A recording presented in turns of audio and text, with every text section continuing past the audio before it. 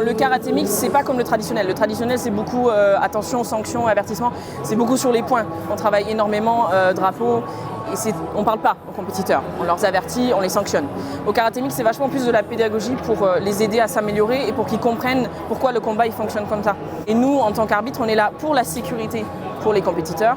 On est là aussi pour les guider. Par exemple, si on en voit un qui est en difficulté, on va lui dire « remets-toi dedans, travaille, ne te laisse pas bouleversé par le combat, ne te fais pas déborder. » Le but, c'est vraiment de les aider. Les juges sont là et en fait, ils apprécient le combat en général. Ils ne mettent pas de points, ils ne mettent pas de sanctions. Ils prennent la décision à la fin. Donc, par exemple, si c'est rouge ou si c'est bleu, s'ils ont plus de techniques pied-point qui aboutissent, s'il y a le transition debout-sol qui est correct, et s'il y a les soumissions au sol où ils essayent de tenter. Ou l'inverse, est-ce que l'autre, il défend super bien et du coup, il n'y a rien qui passe. Ça peut être gagnant aussi, en fait. Ça dépend de comment le compétiteur travaille et comment il veut mener son combat. Là, nous, en tant qu'arbitre central, on est vraiment dans le but de les vraiment être au plus proche d'eux et leur dire.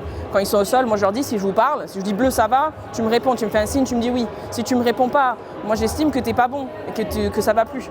On est là pour t'aider, on est là pour que tu gagnes, on est là pour que le combat se passe bien. Donc nous c'est dans cette optique-là et donc dans tous les cas le karaté mix c'est vachement cette cohésion et cette façon de travailler. On n'est pas là pour qu'il y en a un qui gagne, un qui perd. On n'est pas là pour être dans le sens des coachs, être dans le sens... Non, on est là pour le combat en lui-même. Les compétiteurs sur le moment, on veut éviter les blessures. Alors, ce qu'on veut c'est que ce soit un combat fluide. Donc on essaie de limiter les arrêts pour que le combattant se sente aussi rassuré. Limiter les arrêts aussi pour que le combat aille au bout du terme. Et être pédagogue puisque le fait de parler, ça les rassure également et puis ça évite les accidents qui peuvent arriver suite à un mauvais coup, une mauvaise interprétation du règlement. Gérer une équipe d'arbitrage, donc au départ c'est compliqué parce que les arbitres on ne les connaît pas, mais c'est de créer aussi une équipe solidaire qui aille dans le même sens, donc un climat de confiance qui permet justement de gérer, de s'entendre et d'avoir des décisions communes. Le message à passer, c'est que le déroulement de la journée s'est très bien passé. Il y a eu encore des petits couacs vis-à-vis de certaines règles qu'on remettra justement au niveau de l'interprétation, qu'on va remodifier.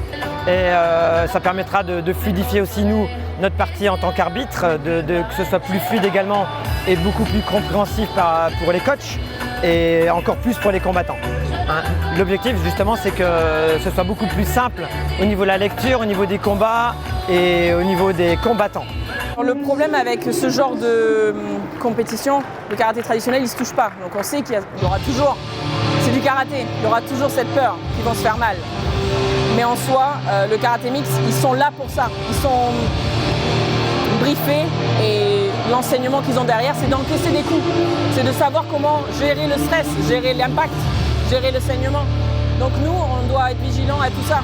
On doit être vigilant et faire attention qu'ils ne se baissent pas. Et aujourd'hui, plus le temps avance, plus le règlement il devient plus spécifique. Par exemple, les minimes, étranglement interdit. Donc travail craché, interdit. Ce genre de choses, c'est de plus en plus cadré. Donc Loïc il nous fait nos débriefs, il regarde si c'est bon. Je sais qu'il est vachement en contact avec les coachs, il a son club aussi. Donc en fait, il est au quotidien dedans.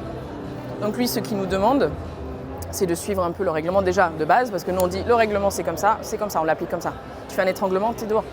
Tu fais une technique interdite, un coup de coude, tout confondu, c'est interdit. Parce que comme ça, chez nous, c'est pas dans le règlement. Et Loïc, plus on avance, et même là, il y a des choses qu'il veut remodifier encore, qu'il veut mettre bien précis pour les minimes, pour que ce soit encore plus protégé. C'est toujours en évolution. Et c'est bien, et c'est une évolution positive.